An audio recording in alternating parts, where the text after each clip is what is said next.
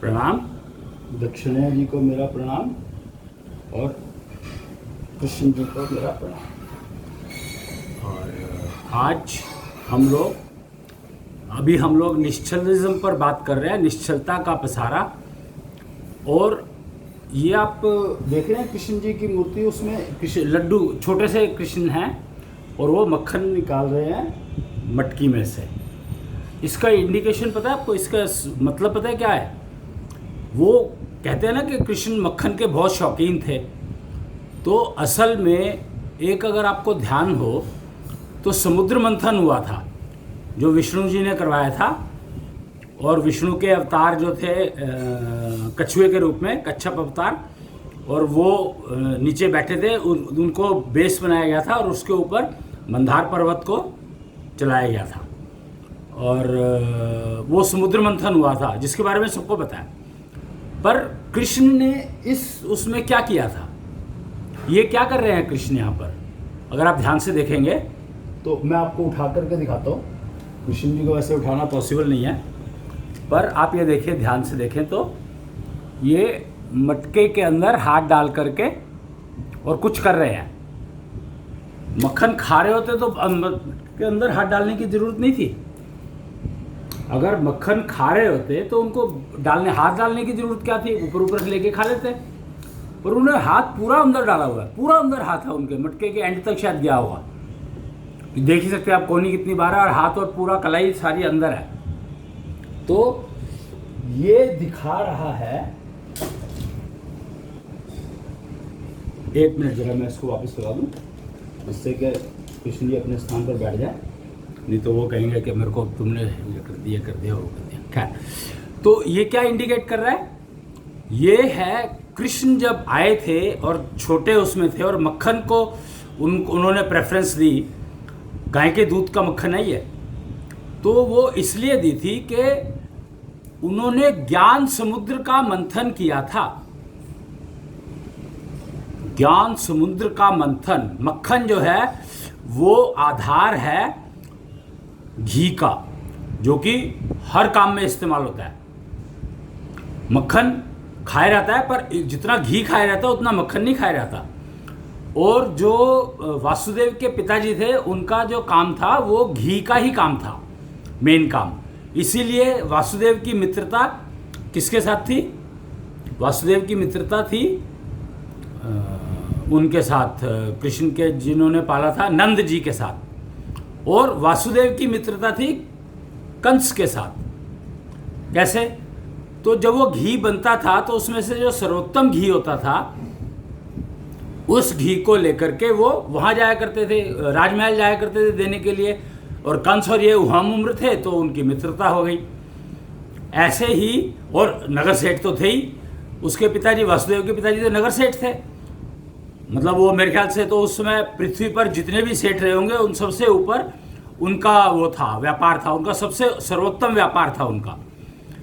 और आप ये समझ सकते हैं, तभी तो कंस जो मतलब राजा के पुत्र थे, महाराजा उग्रसेन के पुत्र थे कंस, और उन्होंने अपनी पुत्री का विवाह वासुदेव से करने की निश्चय किया। अगर राजा अपनी पुत्री का विवाह कर रहा है किसी उससे और कंस को कोई आपत्ति नहीं है, तो इसका मतलब यह है कि वो वहाँ पर सबसे समृद्धशाली व्यक्ति होंगे। ये तो मतलब ऑब्वियस सी बात है कि अपने से अपने बराबर के, अपने से ऊपर के घर में कन्या दी जाती है। अब कम से कम अपने बराबर का होना चाहिए या एक घर ऊपर होना चाहिए, ये देखा जाता है कन्या में। ये अनरिटन लॉ है, नेचर का लॉ, बाय नेचर है ये। तभी कहते हैं ना कि पुरुष की उम्र स्त्री की उम्र से कम 2 साल का अंतर होना चाहिए। अगर मतलब फर्क तो होना ही चाहिए, बड़ा होना चाहिए पुरुष, पर अगर 2 से 2.5 साल, 2 से 3 साल के बीच का अंतर हो तो वो सर्वोत्तम माना जाता है। तो ये आप समझ लें कि कृष्ण ने वो जो समुद्र मंथन हुआ था उस समय में, और अब क्योंकि कलयुग का जो पीरियड, खराब पीरियड शुरू होने वाला था। महाभारत तो आपको पता ही है, महाभारत का क्या रिजल्ट रहा। तकरीबन सारे पुरुष मारे गए थे, खासकर योद्धा पुरुष जो कैपेबल पुरुष थे वो सारे के सारे मारे गए थे। तो स्त्रियों का क्या हुआ? वगैरह वगैरह, जो कुछ भी आप महाभारत से समझ सकते हैं वो सारी चीज़ें। पर मैं आपको उससे पहले की बात बता रहा हूँ कि उससे पहले कृष्ण ने क्या किया इस उम्र में। आपको पता है कि जब कृष्ण इससे भी छोटे थे, जब पालने में रहते थे, तो उन्होंने क्या क्या किया, महाभारत में बहुत कुछ दिखाया है। पूतना जैसे राक्षसी थी, उसको वो किया, और कोई वो भंवर राक्षस कुछ था, पता नहीं क्या था वो, मतलब मुझे नाम याद नहीं है, पर आप समझ सकते हैं कि आप वो महाभारत में देख भी सकते हैं, कि आपको पता लग जाएगा कि जब पालने में थे तो उन्होंने कितने राक्षसों का उद्धार किया, और वो सारे कंस के मित्र थे, वो सारे कंस के मित्र थे, और कृष्ण के हाथों मारे गए। वो कृष्ण पूर्ण अवतार थे, कमाल है। तो मुझे लगा कि अब निश्चलता का पसारा हो रहा है, तो इसका बीज कृष्ण ने डाला था। उन्होंने ज्ञान समुद्र का मंथन किया था। मक्खन को ज्ञान कहा जाता है, ये बात भी शायद आपको लोगों, कितने लोगों को पता है, पता नहीं है, कि मक्खन को ज्ञान कहा जाता है। क्यों? क्योंकि दूध से दही, दही से मक्खन। तो आप ये समझ लें कि ज्ञान जो है सारा, मक्खन को ज्ञान इसीलिए कहा गया है कि वो इतनी मुश्किल से बनता है। आसान नहीं है, मक्खन बनाना बहुत मुश्किल काम है। मक्खन से घी बनाना आसान है, पर मक्खन बनाना सबसे मुश्किल काम है। दही ठीक नहीं जमी तो मक्खन नहीं बनेगा।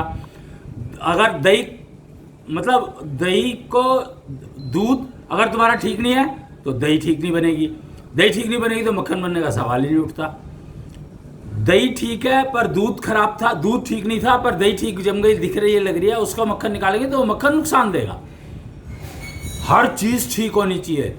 और उस मक्खन का मक्खन जिसको हमने ज्ञान समुद्र का, मटकी, जब मटकी में मक्खन भर दिया गया तो उसको ज्ञान समुद्र कहलाया। और उसमें से इस मटकी के ये ज्ञान है, ज्ञान समुद्र ये है, और इसके बाहर जो है सारा वो अज्ञान समुद्र है। आप ये समझ लें इस बात को, अज्ञान समंदर कह सकते हैं उसको, कि जो मटकी के अंदर है वो ज्ञान समुद्र है और इसके बाहर सारा अज्ञान समंदर है। तो ज्ञान समुद्र का मंथन किया कृष्ण ने, घी नहीं निकाला, घी नहीं निकाला, घी निकालने का काम तो दुनिया करती थी, पर कृष्ण ने ज्ञान समुद्र का मंथन करके ज्ञान बाहर निकाला। कौन सा ज्ञान? तो वो ज्ञान था, अगर आपको पता हो तो वो ज्ञान था जब वेद लिखे गए थे। वेद लिखे की प्रक्रिया आप समझ सकते हैं, देख सकते हैं, किसी से पूछ सकते हैं, आपको कोई भी बता देगा, जो भी, जिसको भी पता होगा उस बारे में। किसी पंडित जी को अगर आप मंदिरों में जाएं और किसी पंडित जी से पूछें तो वो डेफिनेटली आपको बता पाएंगे कि वेद व्यास जी ने लिखे थे। पर वो एक्चुअली वहाँ पर थोड़ा सा कन्फ्यूजन है कि वेद व्यास जी ने वेद लिखे नहीं थे, वेद व्यास जी ने वेद बोले थे, कहीं से पढ़ करके, अपनी स्मरण शक्ति से, अपनी स्पिरिचुअल बॉडी से पढ़ करके, और उन वेदों को उच्चारण किया था, मुहूर्त और वो निकाल करके सारा कुछ। गणित, बहुत कॉम्प्लेक्स गणित करते थे ये लोग, और उस गणित से मुहूर्त निकाला कि इस समय में ये वेद पढ़े जा सकते हैं। तो उन्होंने कहा भाई मेरे को, विष्णु को बोला कि मुझे कोई प्राणी दो जो जिस स्पीड पर मैं बोलूं वो लिख पाए, रिपीट नहीं कर सकता मैं, और फुल स्पीड पे लिखना पड़ेगा, जिस स्पीड पर मैं बोल रहा हूं उसी स्पीड पर लिखना पड़ेगा। तो विष्णु ने गणेश जी का आह्वान करके और उनको ये काम दिया था,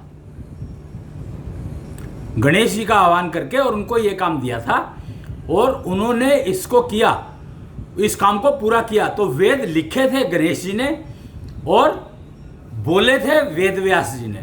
व्यास गद्दी पर बैठ करके वेद व्यास जी ने वेदों का उच्चारण किया और गणेश ने लिखा। वेद व्यास को कुछ नहीं पता कौन लिख रहा है, क्या कर रहा है, क्या नहीं कर रहे। उनको तो उन्होंने ये कहा था विष्णु को कि मैं बोल सकता हूँ, लिख नहीं सकता, दोनों काम एक साथ नहीं हो पाएंगे। तो लिखने के लिए, और बोलना बहुत गति से होगा, तो लिखने वाला ऐसा होना चाहिए जो उस गति से लिख सके, और वो काम हुआ। पर अगर वो काम हो गया था तो फिर कृष्ण को ज्ञान समुद्र मंथन करने की जरूरत क्या पड़ी? तो यहां पर मैं आपको बताऊंगा एक घटना छोटी सी, जब गणेश, आप गति तो आप समझ सकते हैं किस स्पीड पर लिख रहे थे वो, तो वो गति जो थी और पेंसिल या कलम जो भी जिससे भी वो लिख रहे थे वो टूट गई। गणेश जी की लिखने की गति में दिक्कत नहीं थी, पर कलम नहीं सह पाई, कलम टूट गई। अब गणेश जी ने, कलम टूट गई, उन्होंने तुरंत अपना एक दांत तोड़ा और फिर से लिखना शुरू कर दिया।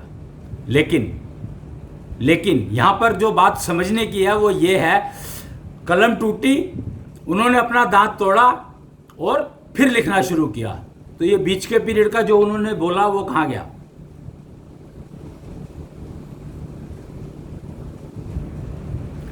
उसको ही नाम दिया गया है कुच्छल वेद, क्योंकि कृष्ण ने वो प्रक्रिया शुरू की थी उस ज्ञान को निकालने की, और वो बहुत इंपॉर्टेंट था वो ज्ञान। वो था नारी ज्ञान। वो पृथ्वी को नारी माना जाता है, मां माना जाता है, तो मातृत्व का सारा ज्ञान, नारीत्व का सारा ज्ञान उस पोर्शन में था जो गणेश लिख नहीं पाए। उन्होंने बोल तो दिया पर लिख नहीं पाए और कलम टूट गई। और फिर जब लिखना शुरू किया तो बाकी का आ गया, उधर का आ गया, उधर का आ गया, वह बीच का पोर्शन गायब हो गया, जो कृष्ण ने ज्ञान समुद्र मंथन करके उस ज्ञान को निकाला और उसका नाम दिया कुच्छल वेद। क्यों? पता नहीं इसका जानकारी कहीं है कि नहीं है, मुझे नहीं मालूम, ये आपको ढूंढनी पड़ेगी, ये आपकी जिम्मेदारी है कि आप तलाश करें इसको, पर घटना आप जोड़ सकते हैं, आप पूछ सकते हैं किसी से भी। तो वो ज्ञान जो है वो था सारा का सारा मातृत्व का ज्ञान, नारीत्व का ज्ञान, जो आज की तारीख में मिसिंग है बाजार से। किसी को पता ही नहीं इस बात का, किसी को पता ही नहीं कि कुच्छल वेद एग्जिस्ट करता है। और कुच्छल नाम क्यों दिया गया इसको? आपको एक बात और यहां पर मैं बताना चाहूंगा कि जो ये थे, क्या कहते हैं, बलराम ने पूरी महाभारत में कहीं पर कोई रोल नहीं दिखाया उनका। एंड में जब दुर्योधन से लड़ाई होनी थी तब वो आए थे, क्योंकि दुर्योधन ने आह्वान किया था बलराम जी का। उन्होंने, वो पूरी महाभारत में नहीं थे, तो वो क्या कर रहे थे? उन्होंने सारी वो टेक्नोलॉजीज जो महाभारत में विनाश का काम करती थी उन सबको हटाया। उनके साथ पूरी टीम थी और कुच्छल गोत बना, उससे कुच्छल गोत बना दिया। पर वो नाम याद रखने के लिए कि ये रहा, कुच्छल वेद नाम की वो चीज है, छल को कुचलने वाला, मतलब वो ज्ञान जो छल को कुचल दे, वो सारा ज्ञान उस कुच्छल वेद में था। और नारी, आप जानते हैं कि काली के रूप में नारी, काली नारी के रूप में आई थी, और उसने क्या किया था? रक्त बीज एक राक्षस हुआ है जिसने अपनी योग्यता इतनी बढ़ा ली थी कि उसका जब खून गिरता था पृथ्वी पर तो एक और उसकी कॉपी बन जाती थी, क्लोनिंग जिसको कहते हैं आज की भाषा में। तो रक्त बीज को कोई पुरुष मार नहीं सकता था, तो शिव शव हुए, उन्होंने अपनी सारी शक्ति उसको दी, काली को दी, और फिर काली ने वध किया रक्त बीज का और एंश्योर किया कि एक भी खून की बूंद जमीन पे ना गिरे। तो वो खप्पर था उनके पास, काली के पास खप्पर था। वो खप्पर किसने दिया ये मुझे मालूम नहीं है, आप पता कर सकते हैं, पता लग जाएगा, क्योंकि काली के पास ये खप्पर वप्पर कुछ नहीं होता था। काली तो काली है, उसके पास वो ज्ञान की भंडार है। काली जो है ज्ञान का भंडार है, उसके 10 रूप बताए गए हैं, 10 महाविद्या कहते हैं उनको। महाविद्या, शिक्षा की मदर विद्या, विद्या की मदर महाकाली, यानी सारे ज्ञान का जो मालकिन है वो महाकाली को कहा गया, महाविद्या काली को कहा गया। और उसकी 10 महाविद्याएं थी, सॉरी काली तो उनके भी ऊपर थी, काली की 10 महाविद्याएं थी, यानी काली मालकिन हो गई सारी महाविद्याओं की, और महाविद्याओं के बाद विद्या, और विद्या के बाद शिक्षा। तो आप समझ सकते हैं। तो ये सारी चीजें कुच्छल वेद से समझ में आई। और कुच्छल वेद निकालने का काम किया था ज्ञान समुद्र के मंथन में।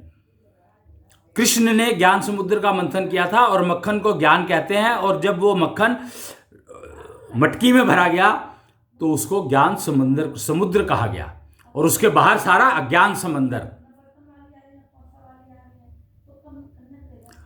और ये जो गणित है, ये सारा का सारा गणित अवेलेबल है, पता लग सकता है। कुछ चीजें इसमें से ये जो ज्ञान समुद्र की जो बात है, ये बात हो सकता है मिसिंग हो, ना पता हो। तो इस चीज को बताने के लिए मैंने आज ये प्रक्रिया शुरू की है। आज शाम से कृष्णांश कथा शुरू हो रही है।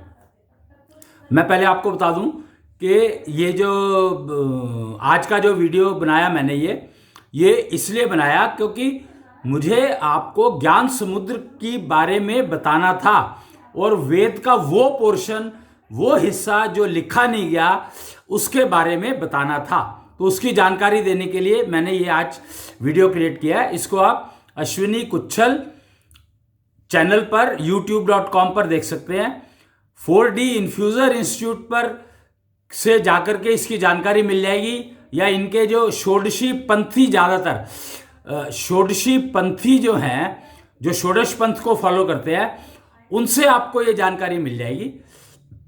आप उनसे बात कर सकते हैं, देख सकते हैं, समझ सकते हैं। आप चाहें, ये समझ में तब आती है जब आप योग्यता को अपनी को इतनी बढ़ा लेते हैं कि आपको चीज़ें आपका मन और बुद्धि एग्जैक्टली एक लय पर काम करने लगे, उनमें कोई मिसमैच ना हो, तभी ये चीज़ें समझ में आती हैं। उससे पहले समझ में आती नहीं है।